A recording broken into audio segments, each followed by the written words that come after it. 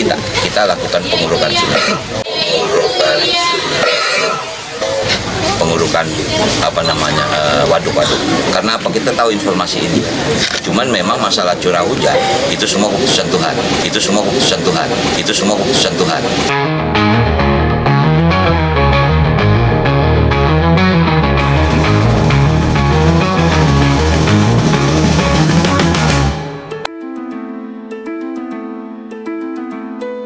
Halo kawan-kawan, kembali lagi bersama saya di channel Logika Politik, channel yang membahas mengenai logika-logika untuk beberapa keadaan perpolitikan dan prediksi mengenai perpolitikan ke depannya.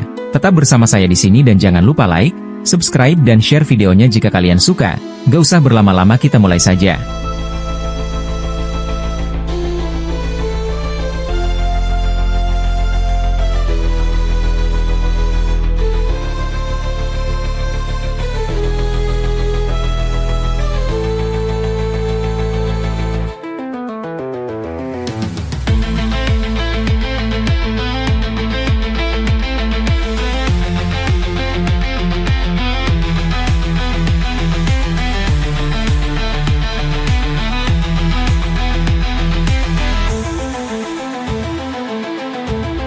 Rano Karno bingung buang lumpur. Wakil Gubernur Jakarta Rano Karno masih kebingungan untuk menentukan lokasi tempat pembuangan endapan lumpur hasil pengerukan 17 sungai di Jakarta. Pengerukan sungai dan waduk di Jakarta merupakan solusi sementara dari Pramono Anung Rano Karno demi mengatasi banjir di Jakarta. Pengerukan ini harus dilakukan karena sungai-sungai dan waduk di Jakarta dinilai tak mampu menampung debit air karena banyaknya endapan lumpur. Rano Karno menargetkan sebanyak 1 juta meter kubik lumpur di sungai dan danau Jakarta bisa dikeruk. Pengerukan endapan lumpur di sungai dan waduk Jakarta akan dilakukan setiap 6 bulan sekali.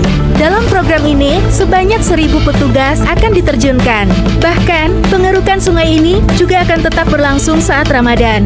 Tak hanya itu, alat berat bakal dikerahkan. Dengan begitu, diharapkan pengerukan sungai di Jakarta bisa segera rampung. Namun, program pengerukan sungai di Jakarta ini menimbulkan dilema. Rano Karno masih bingung nantinya, hasil endapan lumpur ini akan dibuang kemana? Tertarik membahas tata kota? Bisa baca buku ini dari penerbit Andi.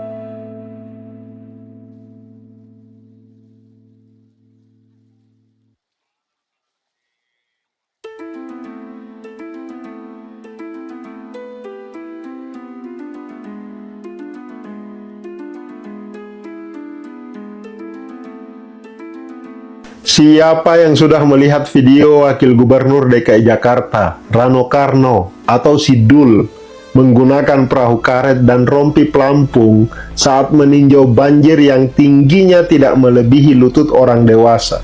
Video ini viral dan menjadi bahan bulian netizen di media sosial.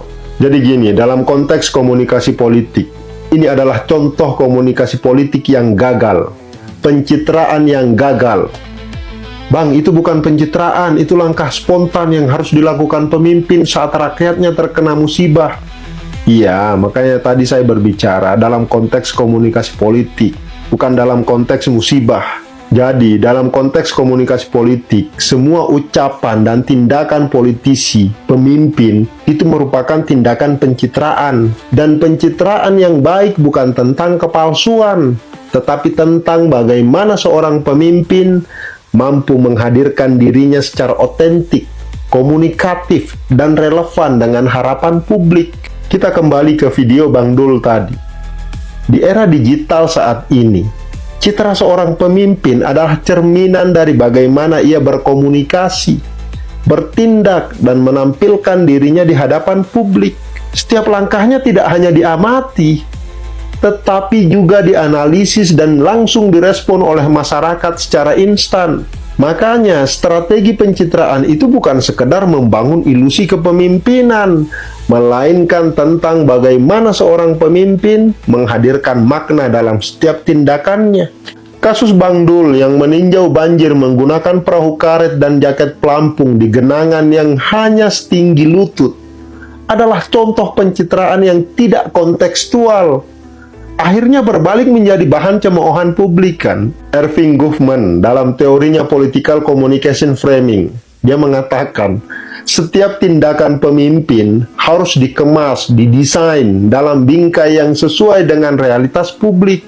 Jika bingkai yang digunakan tidak relevan, maka alih-alih membangun kredibilitas, justru yang muncul adalah persepsi ketidaktulusan dan kejanggalan. Pemimpin yang memahami seni komunikasi politik akan mampu membangun citra yang otentik, bukan sekedar simbolik. Pierre Bourdieu dalam konsep symbolic power menegaskan bahwa kekuatan seorang pemimpin bukan hanya terletak pada jabatannya, tetapi juga pada bagaimana ia menggunakan simbol-simbol yang tepat untuk membangun kepercayaan masyarakat. Perahu karet dan jaket pelampung di tengah genangan yang dangkal adalah simbol yang salah. Karena alih-alih mencerminkan kepedulian dan kesigapan, justru mengundang gelak tawa dan sinisme. Nanti deh, dalam video berikutnya, saya akan membahas bagaimana strategi pencitraan yang baik bagi seorang pemimpin, khususnya bagi pemimpin di daerah, gubernur dan wakil gubernur, bupati dan wakil bupatinya, atau wali kota dan wakil wali kotanya, agar mereka memahami pencitraan yang baik dan tepat itu seperti apa. Kasihan, sudah diberi kepercayaan oleh masyarakat, sudah bekerja siang dan malam, tapi tidak ada yang dikenang dalam kepemimpinannya. Karena kenapa? Karena tidak ada yang tahu bagaimana kesibukannya, bagaimana ketulusannya memimpin daerah. Lebih rugi lagi jika justru dikenang sebagai pemimpin yang buruk dan gagal. Nah, inilah pentingnya pencitraan politik. Jadi tunggu saja video berikutnya. Thank you. Banjir cuma sedangkal aja tapi takut kena air, Le. Takut celananya kotor, Le. Itu namanya pejabat yang luar biasa, Le. Tidak mau kena air kotor, Le. Nyata naik perahu karet, Le. Nyata tidak mau kena air kotor, Le. Kerja yang bagus, Le. Hebat, Le. Menilai 100 hari kerja gubernur dan wakil gubernur Jakarta, yaitu Pak Pramono Anung dan juga Pak Rano Karno. Nah, menurut teman-teman, berapa nih nilai Pak Pramono Anung dan juga Rano Karno ini selama 100 hari kerja? Walaupun belum ada 100 ya, menurut teman-teman nilainya berapa? Coba tulis di kolom komentar. Kalau menurut saya Pak Rano Karno itu masih menganggap bahwa wakil gubernur itu kayak main sinetron. setiap hari upload, aktif terus ini Pak Rano Karno nih nguploadnya. Dan ternyata memang benar, dalam kampanye kemarin Pak Rano Karno itu akan meneruskan programnya Anies Baswedan. Nah, kemarin Pak Rano Karno melakukan pengerukan di 17 sungai dan beberapa waduk di Jakarta. Dan itu yang menyaksikan banyak itu warga Jakarta kayak syuting film itu. Dan setelah pengerukan itu selesai, Rano Karno itu bingung mau dibuang kemana kerukannya itu. Gini loh Pak Wakil Gubernur Pak Rano Karno, seharusnya sebelum dilakukan pengerukan, Pak Rano Karno itu harusnya sudah menyiapkan tempat buat membuang hasil dari pengerukan itu tadi. Lah kalau tempat buangnya aja belum tahu kok udah dikeruk aja. Nah, lihat no. Rano Karno bingung buang lumpur. Wakil Gubernur Jakarta Rano Karno masih kebingungan untuk menentukan lokasi tempat pembuangan endapan lumpur hasil pengerukan 17 sungai di Jakarta. Pengerukan sungai dan waduk di Jakarta merupakan solusi sementara dari Pramono Anung Rano Karno demi mengatasi banjir di Jakarta. Bahkan ada seorang netizen yang berkomentar seperti ini nih, dibuang ke depan rumahnya Pak Anies saja Pak.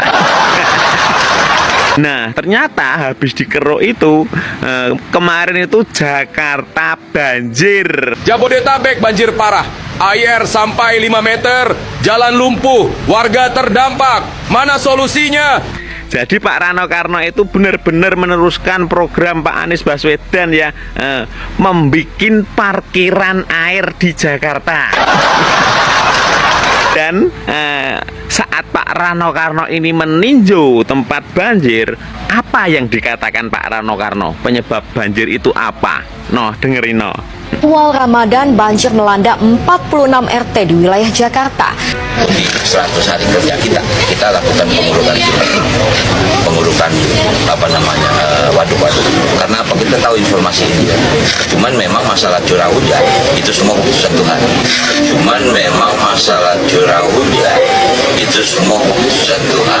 Nah, bener kan? Bukan cuman mau menerusin programnya Anies Baswedan, tapi cara berpikirnya Pak Rano Karno itu juga mirip dengan Anies Baswedan. Kalau pemikiran Pak Rano Karno seperti itu, ya langsung aja Pak, hujan itu dibuatin KTP, nanti biar tidak bisa hujan sewaktu-waktu gitu. Kayak Anies kemarin loh, yang ada anggarannya berapa miliar itu untuk mengurangi polusi udara. Dan Anies nyalain apa? Angin tak punya KTP. Logo.